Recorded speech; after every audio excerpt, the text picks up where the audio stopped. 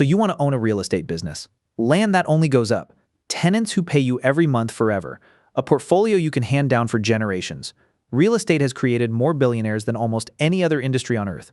So why did one of the largest real estate companies in history collapse under $300 billion in debt while its founder ended up in police custody? And why did a second company spend 9 straight years convincing the entire world? It was a technology company when it was actually just renting buildings. Buy the property, collect the rent, get rich slowly forever. Except that's almost never how it goes. So you still want one. Let's find out what you're actually buying. Here's the first thing that surprises people. Real estate isn't one business. It's at least 5 or 6 completely different businesses, all hiding under the same name. A developer builds from nothing and sells or leases on completion, the highest risk, and the highest potential payoff because nothing exists yet for a bank to lend safely against. A flipper buys something broken, fixes it, and resells within months. Average gross margin runs around 25% before financing costs and holding costs eat into it. And that margin has been getting tighter every year. As competition for distressed properties increases, a wholesaler never buys anything at all. They put a distressed property under contract, then sell that contract itself to another investor for a fee, often $5,000 to $25,000, with zero renovation risk, zero debt, and sometimes less than $1,000 of their own money at stake. A landlord buys and holds collecting monthly rent while a tenant slowly pays down the mortgage for them, one payment at a time for years. A property manager owns nothing at all and charges a landlord 8 to 12% of collected rent, just to run the place day to day. And a REIT investor owns none of it directly, just shares in a company that does accessing the same appreciation and income for the price of a single share. 6 different ways to make money, 6 different risk profiles, one word covering all of them. Here's the mechanism that actually explains everything else in this business. Almost nobody buys real estate with their own cash. A buyer typically puts down 10 to 30% and borrows the rest. That single fact means a modest move in the value of the underlying property turns into a dramatically larger move in the owner's actual return. In both directions, say you buy a property for $1 million, putting down $200,000 of your own money and borrowing the remaining $800,000. If that property rises in value by just 10% to $1.1 million, your actual equity has grown from $200,000 to $300,000. A 50% return on your own cash from a 10% move in the underlying asset. Run that same 10% the other direction, and your $200,000 in equity is gone entirely, even though the property itself only lost 1/10 of its value. This is why real estate creates fortunes faster than almost any other asset class. It's also why it destroys them just as fast, and why every single case study in this video, the winners and the losers both, comes down to exactly this same mechanism. So, you still want one. Here's what it looks like when that bet goes spectacularly right. In 2007, Blackstone bought Hilton Hotels in a leveraged buyout, worth roughly $26 billion, financed overwhelmingly with debt right before the worst financial crisis in 80 years hit the global economy. On paper, the timing looks almost comically bad. A highly leveraged real estate bet on hotel occupancy, signed months before travel demand collapsed worldwide. For a while, it looked like the worst timed deal in private equity history. Hilton's own value on paper fell so far that some lenders were reportedly willing to sell their piece of the debt. For pennies on the dollar, instead of walking away, Blackstone did the unglamorous part, renegotiated the debt with its lenders, professionalized operations across the entire hotel portfolio, expanded the brand internationally into markets it had barely touched before, and simply held on through years most investors would have panicked out of.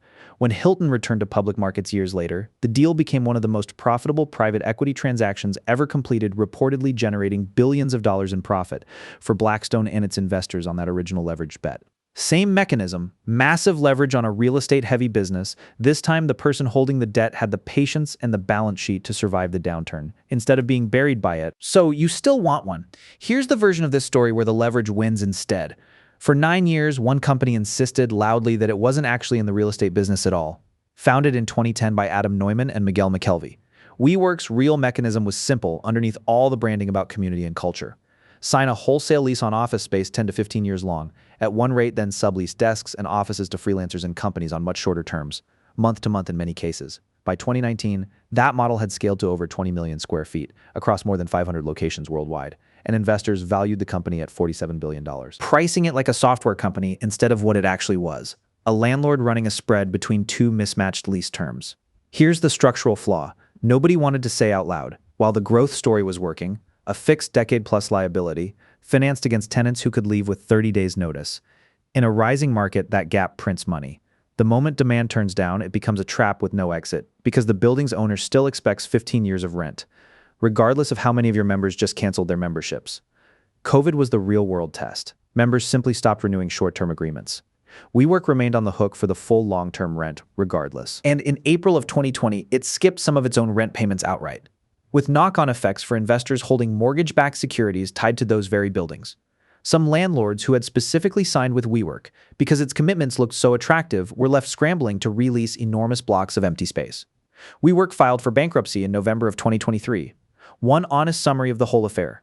This wasn't caused by bad management or bad luck alone. It was the predictable result of a real estate arbitrage business that had been priced for nearly a decade as a technology platform. So, you still want one. Here's what the exact same mechanism looks like at the scale of an entire country. China Evergrande Group grew over 3 decades into the most valuable real estate company on the planet, riding the fastest urbanization boom in human history, expanding from a single developer into a sprawling conglomerate that also touched electric vehicles, healthcare, and even professional soccer.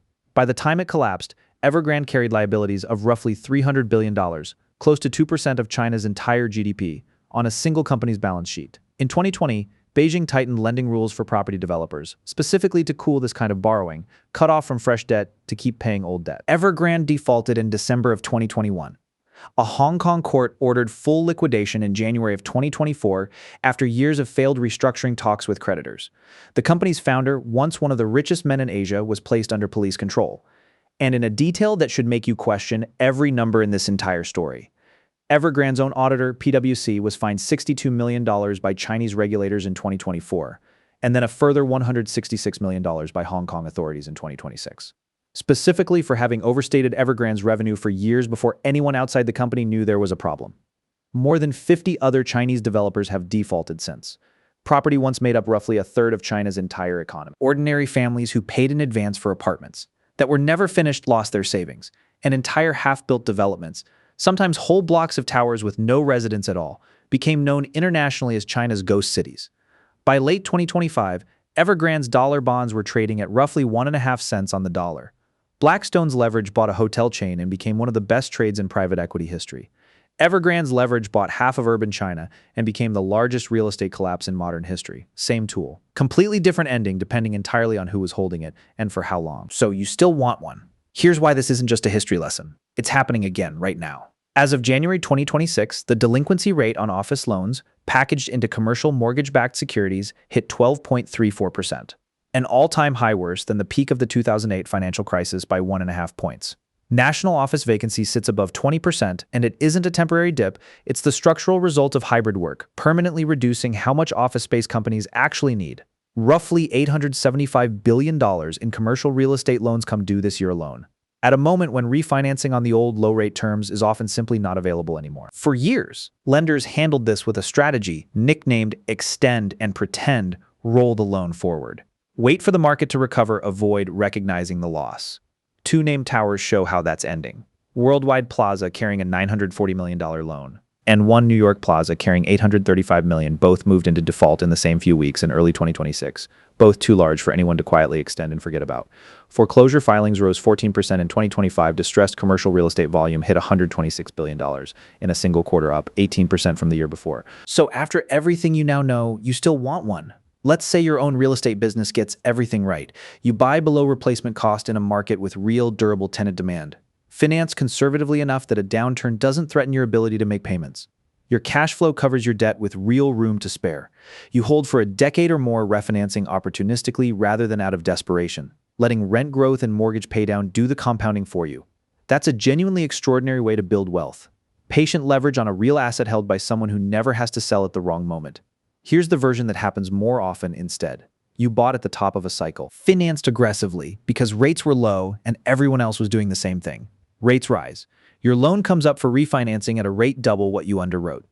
Your largest tenant, the one anchoring your entire cash flow projection, downsizes or leaves entirely.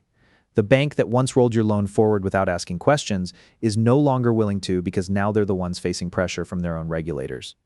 You didn't do anything wrong, exactly. You just discovered that leverage doesn't ask whether you meant to take this much risk. It simply amplifies whatever decision you already made, in whichever direction the market decides to move next. Here's the truth. This entire industry is quietly built on. The buildings were never the business. The debt was. The interest rate you locked in or didn't was. The years you could afford to hold on without being forced to sell was a real estate business isn't really a business that owns property, it's a business that owns a bet on debt and time and whoever else's money you convince to make that bet alongside you. The building is just the collateral.